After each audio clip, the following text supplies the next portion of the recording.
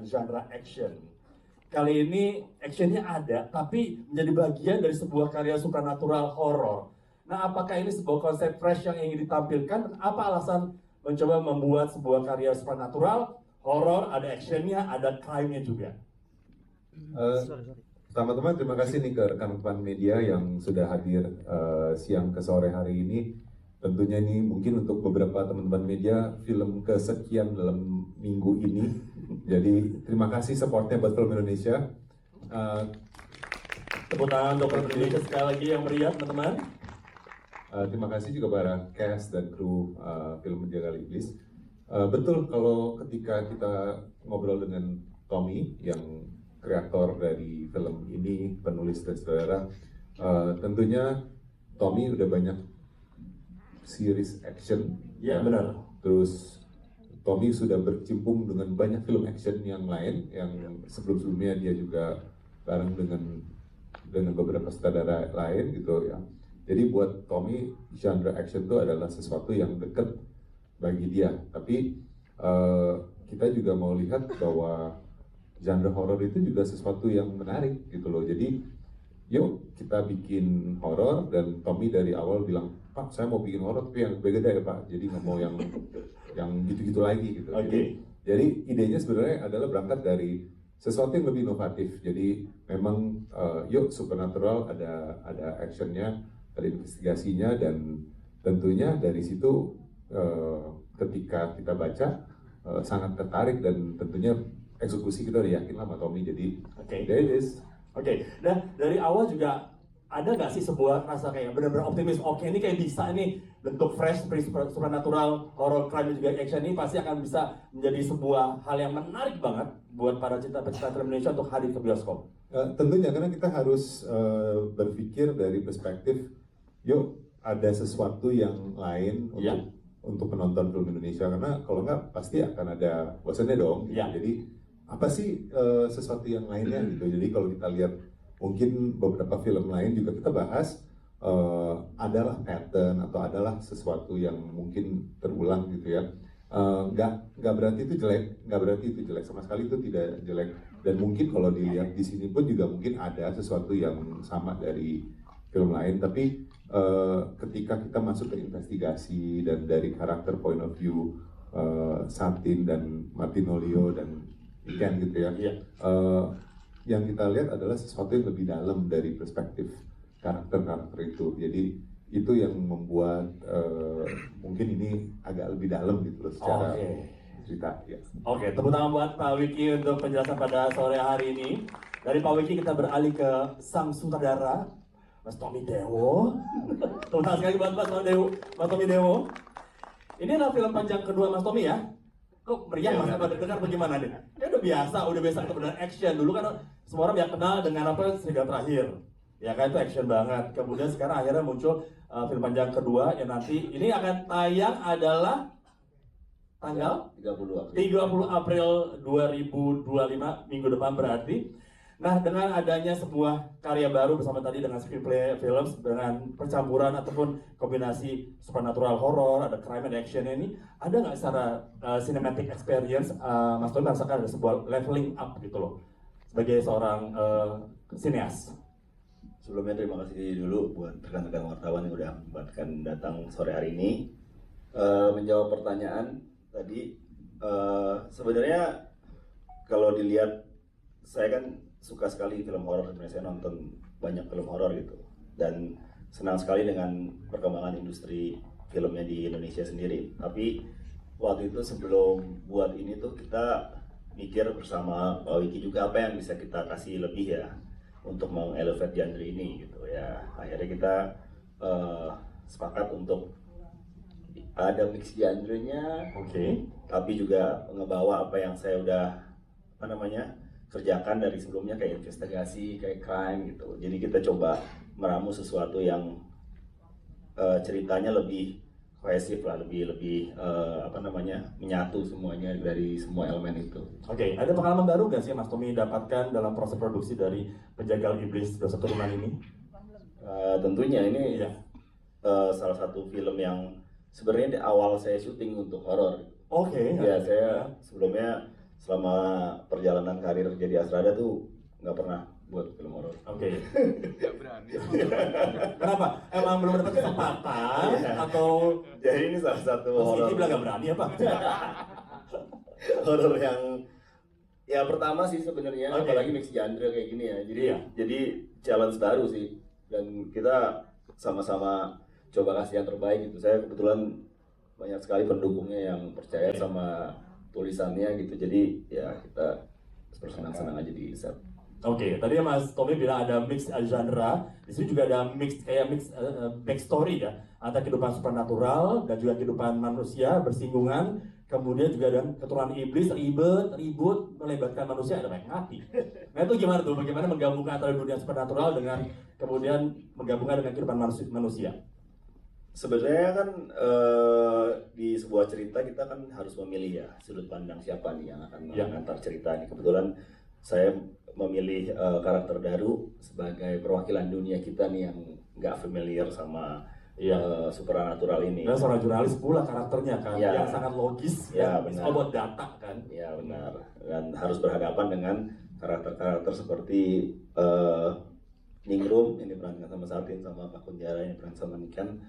Itu kayak apa yang akan dia lakukan ya untuk Oke. masuk ke dunianya mereka gitu sih. Oke, jadi itu adalah sebuah kayaknya emang tantangan baru dalam membuat produksi dari Penjaga Iblis. Iya benar. Dosa turunan ini ya. Oke, boleh kita berikan tepuk tangan sekali lagi buat Mas Tommy Dewo sebagai sang sutradara. Dari filmmakers di belakang layarnya kita menuju yang ada di hadapan kameranya semua. Sekali lagi boleh kita berikan tepuk tangan untuk para cast yang hebat-hebat. Nampaknya pada babak belur ya setelah syuting ya. Saya kebayang kalau Satin, kamu itu boleh sama orang tua bawa alat tajam itu? Itu namanya apa sih? Boleh. Emang dibilangnya pas di awal pas belajar senjata tajam itu namanya apa? Nama Apa? senjatanya dan senjatanya itu buatan imajinasi Pak Tommy sebenarnya. Oh. Karena itu gabungan dari Arit dan imajinasi Bapak Tommy. Oh iya, kayaknya Arit kan, ini kayak Arit tapi kayaknya apa ya gitu? Iya betul. Oke. Dia bikin sama si Bapak Tommy. Nah, Pak Tommy ya. Emang inspirasi dari Arit dan apa? Pak Tommy. Ada dan pedang. Arit dan pedang ya. Oke. Gagangnya panjang ya pedang tapi ujungnya belok ya. Kayak Arit. Ngait gitu. Oke, buat ngait ya. Nah, itu belajar berapa lama tuh? Pertama tentunya untuk tidak hanya masalah action, kemudian bela diri dan juga bela diri kayak tangan kosong. Tapi menggunakan senjata tajam kan? Iya. Itu berapa lama tuh kamu belajar proses untuk latihannya? Sebelumnya terima kasih juga untuk teman-teman dan menyempatkan hadir. Aku izin menjawab. Sebentar deh, Anda lihat dong, beda kan antara dengan Ningrum dengan saat ini sekarang, kayaknya beda banget tuh. Ini kayak nggak pegang anaknya sebetulnya. Belajar kayaknya. Untuk latihannya itu kayaknya sekitar kurang lebih 3 bulan. Itu latihan fisik dan juga latihan koreonya. Tapi intens latihan koreonya itu 2 bulan full, hampir full. Pokoknya liburnya 2 hari seminggu. 2 hari seminggu. Liburnya. Liburnya Iya. 2 hari seminggu ya. Kemudian kalau melihat kamu kan ini adalah kayaknya April adalah bulannya kamu juga nih ya. Iya. Ini adalah film kamu yang kedua yang jadi bintang utama. Tepuk tangan buat Satin. Ya, bagaimana mungkin secara singkat kamu bisa memberikan pendapat kamu bahwa bagaimana dunia perfilman Indonesia yang sekarang juga terus membuka kehadiran para talenta muda baru dalam melanjutkan perfilman Indonesia. Tentunya aku bersyukur dan berterima kasih banget udah dikasih kesempatan. Aku rasa ya mungkin aku tidak bisa mewakilkan semua insan-insan baru dalam industri ini, tapi at least yang aku rasakan, aku merasa dipercayakan dan diberi ruang untuk berekspresi dan juga berkarya. Itu rasanya senang sekali, luar biasa, dan aku pasti akan semaksimal mungkin mengusahakan untuk menciptakan warna-warna baru di industrinya. Semoga saja, dengan pastinya nggak akan berhenti belajar sih, karena ini baru permulaan. Tepuk tangan untuk Satin Dalita. Anak siapa sih, pinter banget. Kita menuju ke Nika, apa kabar? Baik. Ini bukan karakter atau tulis pertama kan? Ini pertama aku menjadi penjahat dan film horor kedua. Film horor kedua. Ya. Nah, untuk menciptakan film horor sebagai karakter iblis, kemudian pengen mengabdi pada gurunya, ambisius, itu bagaimana mengembangkan, menciptakan kedalaman karakter dan sifatnya sehingga menjadi sebegitu bengisnya. Oke, sebelumnya aku mau berterima kasih dulu buat teman-teman media yang sudah hadir. Selamat sore semuanya. Terima kasih udah nonton, dan juga aku mau berterima kasih sama Pak Wiki. Jadi ada cerita sedikit. Dulu aku pertama kali main film itu sama produksinya Pak Wiki. Kalau nggak salah udah lebih dari 10 tahun yang lalu ya Pak ya. dan akhirnya sekarang bisa kembali bekerja sama Pak Wiki. Senang sekali, jadi makasih ya Pak atas kesempatannya, dan juga Mas Tommy, terima kasih juga udah mempercayakan aku sebagai Pak Penjara. Dan kalau untuk kedalamannya nih, Iya, jadi perempuan yang bengis banget tuh. bengis ya. Jadi memang awal mulanya itu aku banyak berdiskusi sama Mas Tommy karena Oke. memang karakter Pak Kunjara ini Iya. sebelumnya bengis nih Iya. diciptakan dari Mas Tommy, dari pikirannya Mas Tommy kan. Jadi Oh. banyak diskusi. Tapi memang pada akhirnya Pak Kunjara itu menjadi sosok perempuan yang misterius, dia persisten, dia gigih, dan dia sangat loyal terhadap Eyang Guru, sebuah entitas yang lebih tinggi dari dia gitu. Dan kalau untuk kebengisannya sendiri, Iya. sebetulnya tidak dibuat-buat, jadi bukan yang secara sengaja nanti dibikin ekspresinya seperti ini, enggak. Justru itu tumbuh sendiri dari background yang udah kita buat bersama Kak Tommy. Oh gitu, tapi bukan bawaan orok kan? Bukan bawaan pribadi kamu yang bengis kan? Jangan dong, enggak Bukan dong. ya. Oke, tepuk tangan sekali lagi buat tentunya Niken pada sore hari ini. Dan sekarang kita beranjak kepada sang wartawan, Leo. Halo, selamat sore semuanya. Terima kasih sudah hadir. Terima kasih juga udah nonton. Iya. Oke, sebagai seorang wartawan investigatif, kemudian tidak hanya masalah kriminal, kemudian tiba-tiba nempel-nempel ke masalah horor. Bagaimana kamu mendapatkan sebuah kayak panduan ataupun inspirasi dari mana nih untuk mendapatkan karakter tersebut? Balik lagi waktu itu kita banyak kan diskusi ya Pak Tom. Banyak diskusi, terus ada Semuanya lempar ke Mas Tommy aja. Enggak, emang iya. Karena ya kalau misalnya kita nggak tahu, Iya. ya kan lebih baik nanya sama yang pemegang apa yang akan terjadi di lapangan. Jadi Iya. ya intinya banyak diskusi sama Pak Tom. Terus waktu itu kalau misalnya kita dapat ilham Iya. atau apa, nih kalau digini nasib nih, kalau digini nasib nih, boleh nggak? Oh boleh. Ya udah dilakuin. Oke, jadi kalau apakah bisa disebutkan daftar karakternya untuk mendalami sebagai seorang wartawan yang sangat cool dan misterius pula gitu? Enggak sih. Oke. Itu apa ya? Tumbuh dengan organik saja. Oke, benar. Sebagai pendalaman karakter, artinya gue menciptakan seorang wartawan yang punya trauma juga, punya rasa penyesalan, kemudian sekarang juga nampaknya pengen membayar penyesalan tersebut dengan menolong Ningrum ya. Iya. Oke, tepuk tangan buat Leo dengan penjelasannya pada sore hari ini. Dan kita sekarang berpindah pada Naomi Christy. Naomi, apa kabar? Baik, selamat siang, sore teman-teman. Sore, iya. Mas Tommy ini kan juga ada sebuah layer lain kan dalam sebuah cerita ini kan. Tiba-tiba ada karakter Alin dalam film ini, penjaga iblis, dosa turunan yang ternyata memiliki dendam dengan para penjaga rumah sakit jiwa tersebut. Nah, itu bagaimana tuh seorang Naomi Christy membangkitkan karakter juga personanya menjadi seorang peneror bernama Alin di dalam rumah sakit jiwa tersebut. Betul. Pertama, makasih semua udah datang sore-sore ini, nonton juga. Thank you so much. Untuk karakter Alin di film ini, Iya. sebenarnya ini juga pertama kalinya aku jadi hantu yang segininya ya. Jadi aku mau thank you juga ke Pak Tommy, Pak Wiki udah kasih kesempatannya. Karena buat aku kasih teror itu nggak mudah, Iya. apalagi tapi aku terbantu sekali dengan obrolan-obrolan yang dibantu sama Pak Tommy di awal. Oke. Gitu, yang dimana ngobrol banyak mengenai layer karakter si Alin ini, yang dimana dia nggak sekedar hantu ya sebenarnya, tapi dia adalah seorang korban yang dulunya juga pasien dari rumah sakit jiwa tersebut, Yes. gitu, dari korban kekerasan. Iya. Jadi maka dari itu terbangunlah rasa-rasa dendam, ingin balas dendam gitu Iya. ya, dan akhirnya membantu Pak Kunjara dihidupin dari Pak Kunjara gitu. Oke, tepuk tangan buat Naomi dengan jawabannya juga pada sore hari ini. Dan sekarang kita menuju kepada Mas Iki Narendra. Gak kelar-kelar nih proyeknya kayak ini. Kalau semua karakter kayaknya udah banyak banget karakter yang pernah diperankan oleh Mas Kiki.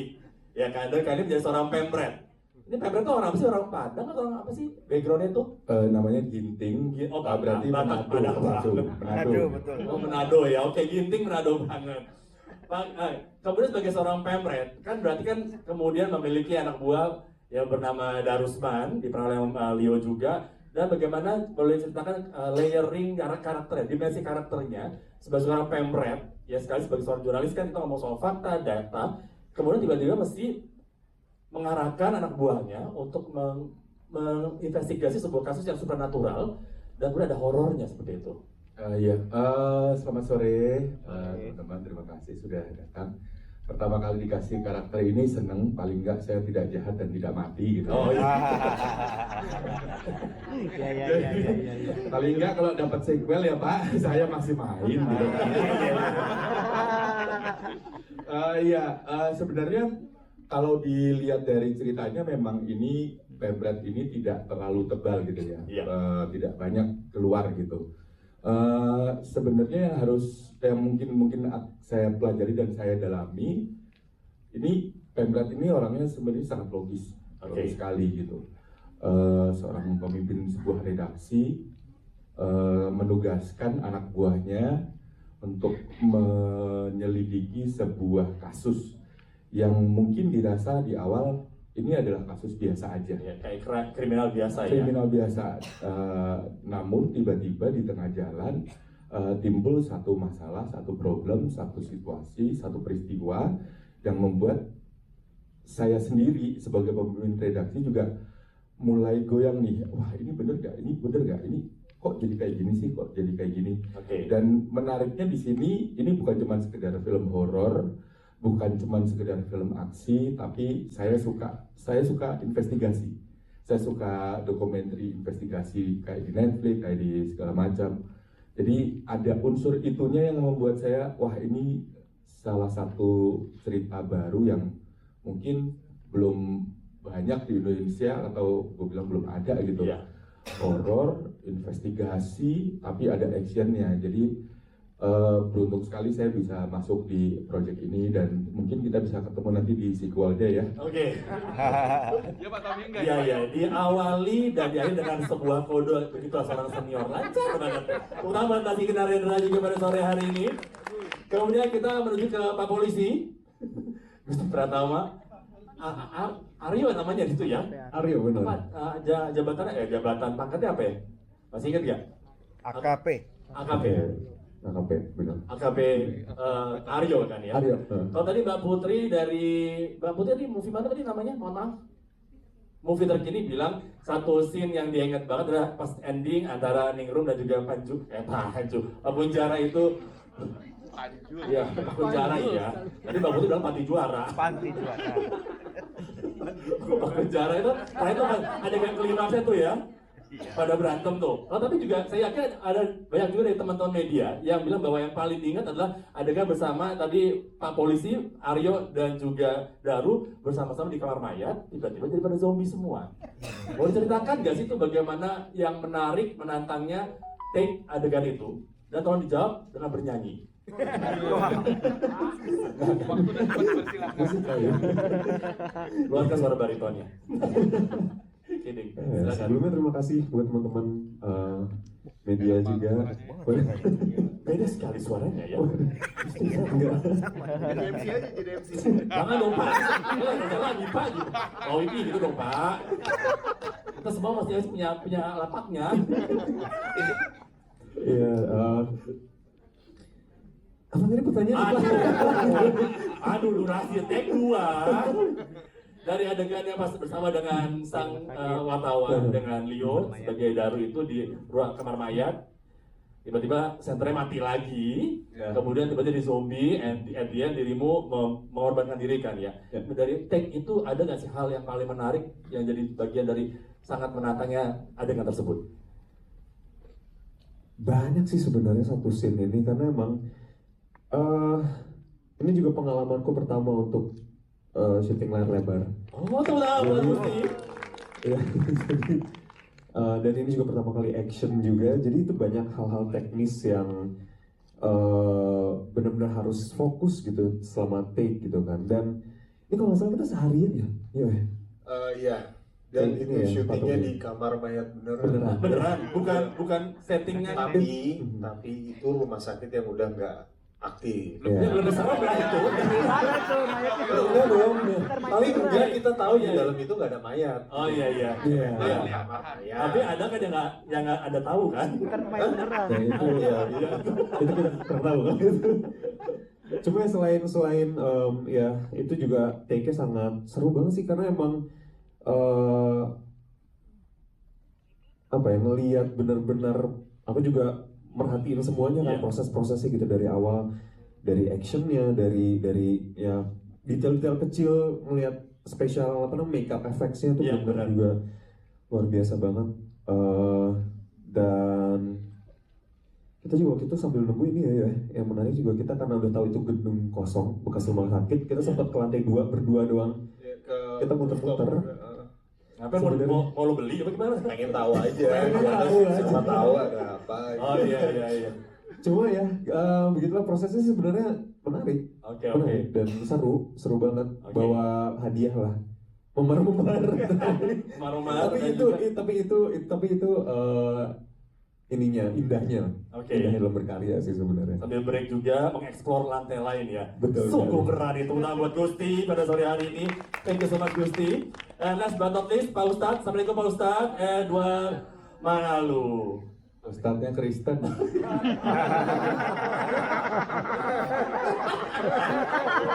Dibuka lu. Gue gak akan login dari produksi ini, berharap dia login, gue tahu. Oke, Edward Manalu, boleh nggak diceritakan sebetulnya kantor Ustadz itu seperti apa sih? Kabarnya emang awal tuh Ustadz itu juga tipikal ya, akhirnya beralih menuju seorang yang biasa soal agama, tiba-tiba jadi lebih bertobat dan kenal dalam sama agama sehingga ujung-ujungnya bisa memiliki kemampuan untuk meruqyah. Baik. Assalamualaikum. Alhamdulillahirrahmanirrahim. Sebelum nanti ada pertanyaan banyak tentang agama, saya Kristen. Iya. Jadi jangan ada pertanyaan. Iya. Keluarga aman kan? Keluarga aman ya. Oke. Baik, terima kasih buat teman-teman media yang sudah hadir, sudah nonton, untuk waktunya datang ke sini. Terima kasih sekali. Baik, pertanyaannya, Ustadz hari ini menjalani kehidupan yang sangat gelap sekali. Sampai ketemu di mana titiknya dia harus bukan hijrah, pindah lah jadi dunia gelap, menjadi mengingat Tuhan atau kembali ke jalannya. Tapi ini juga menjadi satu keyakinan sekaligus keraguan dia ketika bahwa jalan yang dipilih itu adalah jalan yang benar-benar sangat menuntun dia untuk diridoi. Allah Subhanahu wa taala sebenarnya. Kamu salah nyebut gua, Mas. Ngeri. Terima kasih Mas Kiki udah dibantu. Iya. Jadi ketika yang menjadi keyakinannya dan sekaligus keraguannya adalah ketika diminta tolong untuk meruqyah orang. Iya. Tetapi ternyata dia baru belajar agama. Iya. Jadi memang saya ngobrol juga sama Pak Tommy bagaimana ini. Jangan sampai nanti film tayang saya malah disuruh meruqyah orang gitu. Iya. Apa gitu. Tapi akhirnya ngobrol sama Pak Tommy, ya sudah memang ini ya anak bandel, anak jalanan. Terus kembali ke jalannya gitu. Akhirnya ya sudah memang anak jalanan di daerah Betawi gitu. Akhirnya penawarannya seperti itu. Makanya ada dialek atau logat Betawi gitu Mas. Tapi pada menyampaikan ayat-ayat tuh lancar ya? Oh, saya latihan 3 bulan. 3 bulan Pak? Iya. Jadi nanti kalau dilihat kan tadi mati Ustaznya. Nanti kalau ada prequel mungkin Pak Vicky, saya kan masih hidup tuh di jalan gelapnya. Iya. Jadi bisa bikin sequel tadi bikin, kan. Bikin spin off ya. Masalah yang tadi tuh dia husnul khotimah soalnya. Oke, terutama buat para rekan juga berlanggan dari tentunya penjagaan iblis dosa turunan. Gantian deh sekarang rekan media yang pengen bertanya kami persilakan, waktunya dan tempatnya juga. Pada rekan media pengen bertanya. Oh ya, sebelah boleh jam mic tuh gimana? Oh ya, Mas ya, jangan sampai Pak Ustadz yang turun dong. Mana? Yang mana? Jadi. Oh, yang tengah-tengah. Ya ini Mas yang tengah-tengah ya. 1, 2, 3. Udah 3 tadi. Yes. Mas boleh berdiri, tolong sebutkan nama dan mewakili media mana, silakan Mas. Cek. Ya, perkenalkan, nama aku Ihsan dari Media Simpo TV. Mas Ihsan? Iya, Mas Ihsan. Silakan Mas Ihsan. Mungkin pertama aku pengen nanya ke Satin dulu ya gitu. Tadi kan udah dijelasin tentang pengalaman atau selama workshopnya gitu buat treatment kepada actionnya gitu. Tapi boleh ceritain di dalam ada gak sih scene yang menurut kamu paling challenging gitu, khususnya di film action ya, tanpa spoiler gitu. Terus yang kedua untuk Pak Tommy Dewo ya, tadi kan sempat bilang juga kalau ini merupakan film horor ya gitu. Nah terus juga ada gak sih pertimbangan khusus kenapa karakter tadi dari karakter sebentar. Yang mana? Tinggal tunjuk aja orangnya. Dari karakter langsung di depan ada Pak. Mas. dari karakter Daru kenapa dia menggunakan suara hati atau voice over gitu pada diri sendiri gitu dibandingin karakter lain, karena pas saya perhatiin cuman karakter Daru aja yang ada suara hati. Mungkin itu aja, terima kasih. Terima kasih Maisa buat pertanyaannya, langsung silakan dijawab Satin terlebih dahulu. Terima kasih pertanyaannya, izin menjawab. Paling challenging sebenarnya lumayan banyak karena secara teknis, ini tanpa spoiler ya by the way. Iya. Oke. Yang sini nomor kedua kan ya? Oh direkam soalnya Tapi itu iya ya. katanya Iya. tanpa spoiler. No spoiler. Kalau yang kita lihat di trailer aja ya, ada satu scene yang dimana Ningrum dari atas turun ke bawah untuk menyerang. Itu sebenarnya lumayan challenging karena involves a lot of people, involves Sling juga, yang dimana Sling itu koordinasi antara kakak Slingnya dan akunya harus tepat timingnya. Kakak Sling Kakak Sling ada lagi. Iya. Satir, aduh. Kakak stunnya, timingnya harus tepat karena momentum itu sangat diperlukan untuk narik Slingnya tersebut. Momentum, aduh saya jadi kemana-mana ngomongin, tapi intinya momentum tersebut. Lalu ada beberapa, ini semoga nggak spoiler sih, enggak, fighting scene yang menggunakan teknis kamera yang juga lumayan kompleks, jadi kekompakan dengan kakak-kakak departemen kamera juga harus itu, karena selain safety yang itu udah nomor satu, itu harus banget, itu penting untuk achieve scene yang ingin di achieve tersebut, itu timingnya semua harus tepat. Paling itu sih kalau dari aku. Oke, mengkompakkan dan mengkoordinasikan dengan pas ya. Oke, kemudian Mas Tommy, kenapa suara hatinya Daru aja yang terdengar? Kalau semuanya punya suara hati, rame. Kenapa dari semua karakter Daru yang akhirnya diberi kesempatan untuk menyuarakan suara hatinya? Ya karena kita ngelihat dari sudut pandangnya dia sih sebenarnya kan, yang mengantar penonton masuk ke dunianya penjaga iblis dosa turunan ini kan karakter Daru gitu, seorang yang tidak percaya dengan hal-hal seperti ini. Dia punya misi untuk men-solve sebuah kasus, menginvestigasi sebuah kasus, tapi dia tiba-tiba berhadapan sama dunia yang selama ini dia nggak pernah terpikir kalau itu ada. Itu sebenarnya makanya kenapa jadi suaranya dia yang terdengar buat penonton gitu. Oke, gimana? Coba menjawab Mas Sani ya. Oke, thank you. Kemudian berikutnya ke Mbak yang sebelah kanan pakai baju biru muda. Boleh berdiri Mbak? Silakan. Tolong sebutkan nama dan juga mewakili media mana. Halo, sore, saya Gio, saya dari Harian Kompas. Hai Mbak Gio, silakan. Pertanyaan pertama saya untuk bandingkan dulu ya. Tadi kan bandingkan bilang bahwa ini adalah film menjadi peran antagonis pertama ya. Nah, bagaimana kesan Mbak sekarang menjadi antagonis ini? Apa sih adegan yang paling menantang ketika main di penjaga iblis? Kemudian tadi kan Mbak itu juga kayak ngafalin mantra-mantra Jawa kuno ya. Dan gimana sih cara proses latihannya? Apakah emang Mbak itu dari awal bisa bahasa Jawa? Dan apakah masih hafal sama mantranya sampai sekarang? Namanya aja udah Jawa banget. Langsung mikir, aduh pressure banget nih. Namanya benar pressure, berdua banget nih. Oke, ini pertanyaan kedua untuk Mas Leo. Lu tadi udah dua. Tadi kan baru Mbak. Ini kan orang kedua. Ini kan satu ABC. Yang kedua buat Leo. Iya, Oke. pertanyaannya berurutan ya. Wow. Tadi kan peran Mas Darusman itu menjadi seorang wartawan. Nah, kebetulan saya juga seorang wartawan. Nah, untuk peran ini menurut Mas susah nggak sih menjadi seorang wartawan? Gimana cerita peran si Darusman ini, latar belakangnya, dan apakah ada latihan-latihan tertentu untuk menjiwai karakter si Darusman? Dan apa sih adegan yang paling mengesankan selama menjadi wartawan tersebut? Terima kasih. Terima kasih Mbak Gio untuk pertanyaannya. Sebelum Niken dan juga Leo menjawab, kami mengucapkan terlebih dahulu selamat datang buat Bapak Sudin Samtani dari Rapi Film. Beri kita berikan tepuk tangan Bapak Sudin Samtani. Terima kasih Bapak sudah hadir sama kita pada sore hari ini. Terima kasih. Dan juga berdukungannya untuk penjagaan iblis dosa turunan. Niken, silakan. Baik. Dalam bahasa Jawa, please. Waduh, lali aku ya. Gitu. Terima kasih Mbak Dio pertanyaannya. Jadi kalau untuk aku menjadi penjahat, ternyata I love it. Ternyata saya nagih jadi penjahat. Kenapa? Karena penjahat itu juga punya backstory-nya sendiri, dia punya background. Jadi sebetulnya dia nggak semata-mata jadi jahat, tapi mungkin dia melakukan hal yang benar menurut dirinya sendiri, bukan yang lain. Jadi menjadi penjahat dengan alasan yang kuat itu sangat menyenangkan. Dan kalau untuk adegan yang paling menantang, tapi nggak boleh spoiler kan, Jadi ada satu adegan yang ada di trailer, itu saya berdiri di rooftop lantai 6. Jujur banget, mungkin buat beberapa orang ini it's nothing gitu, cuma buat saya yang takut ketinggian itu rasanya gemeteran. Saya bener-bener itu setengah mati ngerjainnya, tapi memang karena dukungan dari Mas Tommy juga. Jadi Mas Tommy Itu rooftop beneran? Rooftop beneran. Bukan kayak green screen gitu, bukan? Enggak. Wow. Jadi bener-bener rooftop. Mas tega banget ngerjain kan? Atau dia takut tinggian? Atau di atas? Tapi Lo nggak tahu ya? Oh nggak tahu? Oh, tahu Mas, bilang dari awal. Mulai keluar antagonisnya, ayo. Okay. Tapi memang dari awal kan udah ada di skrip kalau Pak Kunjara berdiri di rooftop gitu. Jadi saya sebagai Niken kayak aduh. Tapi justru malah tertantang gitu. Dan lagi-lagi kan film adalah sebuah kolaborasi ya. Kalau saya sendiri berdiri saya nggak mungkin bisa. Cuman karena ada tim safety, ada juga Mas Tommy. Jadi saya semakin berani untuk melakukannya.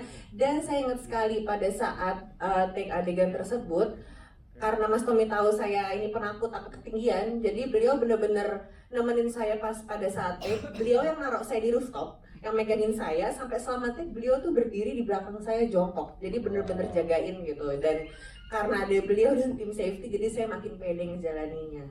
Itu kalau soal ketinggian. Dan terakhir tadi apa Mbak? Mantra Jawa belajarnya. Oke, jadi kalau untuk mantra Jawa memang saya ini orang Jawa. Tapi saya lahir dan tumbuh di Jakarta, jadi saya nggak bisa bahasa Jawa. Ngerti sih, tapi kebetulan Jawa yang dipakai di mantra penjaga iblis itu Jawa kuno, bukan Jawa sehari-hari, jadi di atasnya kromo inggil. Dan caranya saya menghafal itu kata per kata, saya artiin dulu bahasa Indonesianya, baru saya lafalin pakai bahasa Indonesia supaya saya ngerti banget artinya, baru saya pindahin lagi ke bahasa Jawa. Begitu. Coba dong. Mas ini jangan tambah-tambah lagi nih. Ada tim editor nih, kita nih durasi. Durasi. Oke, Pak Wiki gimana? Pak Wiki, kalau Pak Wiki ngomong saya nggak ikutan. Enggak, cuman ini aja. Tommy hebat ya. Sutradara iya, penulis iya, konsultan ketinggian iya. Makanya dia tadi koreografi iya. Dia kan konsultasi sama Tommy. Pendanaan cast juga beneran emang. Iya. All out banget nih kayaknya emang. Bapaknya anak-anak. Oke, thank you. Niken. Berikutnya Leo sebagai seorang wartawan investigatif, silakan. Apa ya? Tadi pertanyaannya gimana pendekatan kepada karakter? Iya.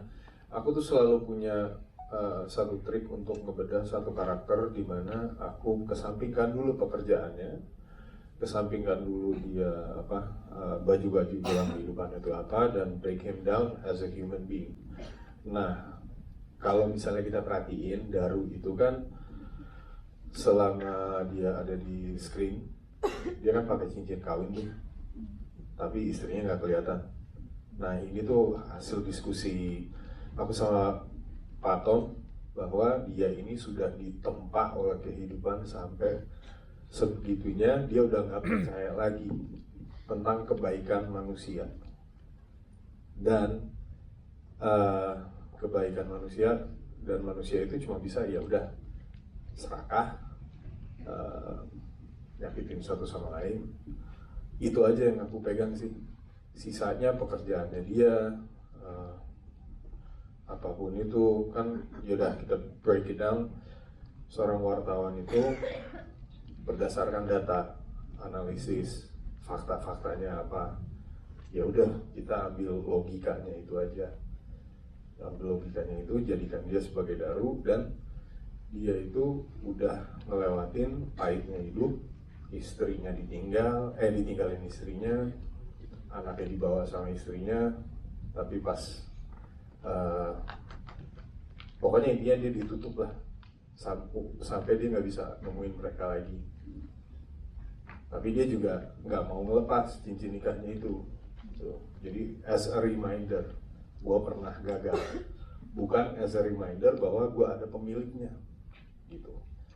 Nah, dari situ dia ketemu sama satu kekuatan jahat yang sangat besar. Emang butuh dia ketemu satu kekuatan jahat yang sangat besar supaya dia bisa percaya lagi sama yang baik gitu. Nah, kalau untuk apa lagi ya tadi ya? gimana latihan? Gimana latihannya? Latihannya nggak ada latihan sih, itu semua spontan on the spot. Jadi aku tuh emang punya kebiasaan, kita lihat di lapangan aja apa tuh? Iya, iya. Kalau melihat setnya nanti ada ini, oh ini bisa dimainin, ini nggak bisa. Ini nanti off screen, berarti batas dari sini sampai sini doang, kayak gitu aja sih. Jadi apapun yang terjadi, itulah yang terekam. Oke, jadi being organik di set aja kalau gitu ya. Oke, boleh kita berikan tepuk tangan sekali untuk para cast dan juga filmmakers dari tentunya Penjagaan Iblis Dosa Turunan. Saya yakin rekan-rekan media masih ada pertanyaan yang ingin disampaikan.